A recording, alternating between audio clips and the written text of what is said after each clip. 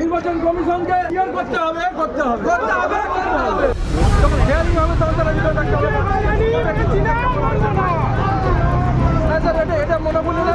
যখন ভোট হচ্ছে তখন স্যার বিএলও ভিতরে থাকতে পারছে তার অধিকার আছে যখন হিয়ারিং হবে তখন তো স্যার বিএলও থাকতে পারছে না বিজেপি দালালি চলছে না বলে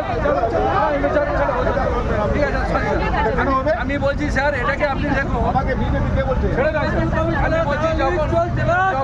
যখন স্যার আমার বিএলও অ্যাপয়েন্টমেন্ট পাচ্ছে ভোট দেওয়ার সময় আর যখন হিয়ারিং হচ্ছে তখন স্যার বিএলও ভিতরে থাকতে পারবে না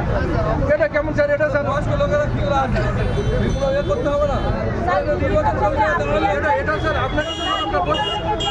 আমাদের অভিযোগটা জনগণকে বলতে আপনাদের বলতে